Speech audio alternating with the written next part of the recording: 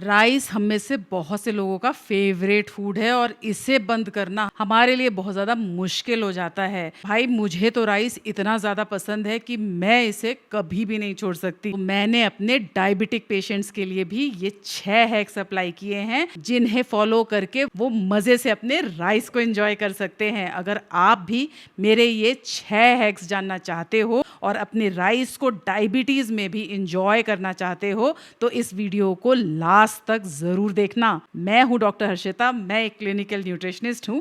आइए बताती हूं वो ऐसे कौन से हैक्स हैं जिन्हें फॉलो करके आप अपने ब्लड शुगर लेवल्स को स्टेबल रख सकते हो राइस खाने के बाद भी।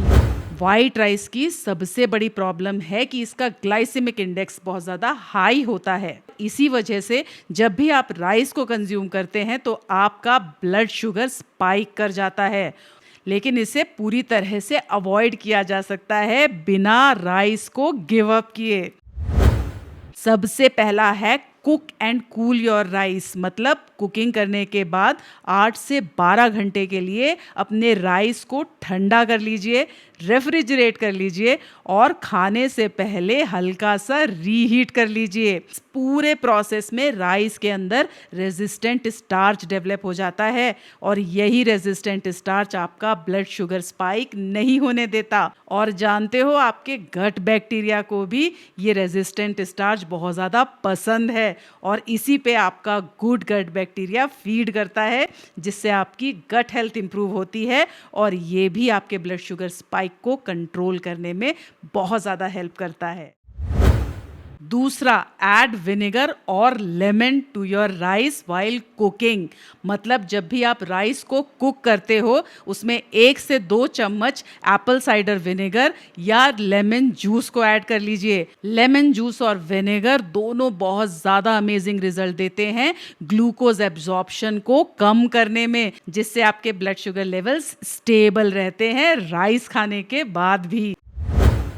तीसरा hack, add fibre and protein to your plate, मतलब ढेर सारी वेजिटेबल्स, सैलेड और एक बड़ा बोल राजमा, बीन्स, छोले या चने का ऐड कर लो। ये हाई फाइबर और हाई प्रोटीन होते हैं जो आपको शुगर स्पाइक नहीं होने देंगे और चावल खाने के बाद भी आपके ब्लड शुगर लेवल्स को स्टेबल रखेंगे। चौथा हैक, यूज ब्राउन और ब्लैक राइस। ब्राउन और ब्लैक राइस दोनों ही लोडेड होते हैं फाइबर से। ब्राउन और ब्लैक राइस में ढेर सारा फाइबर होता है और साथ ही ब्लैक राइस के अंदर इतने सारे एंटीऑक्सीडेंट्स होते हैं जो आपकी इन्फ्लेमेशन को कम करते हैं। जब भी बॉडी में इन्फ्लेमेशन बढ़ी रहेगी तो आपकी बॉडी में बीमारियां बनी रहेंगी। डायबिटीज़ रिवर्स करनी है तो इन्फ्लेमेशन को कम करो और एंटीऑक्सीडेंट्स आपकी इन्फ्लेमेशन को कम करने में बहुत बड़ा रोल प्ले करते हैं। तो वाइट राइस की जगह ब्राउन राइस या ब्लैक राइस को कंज्यूम करोगे तो ब्लड शुगर रीडिंग्स स्टेबल आने लगेंगी।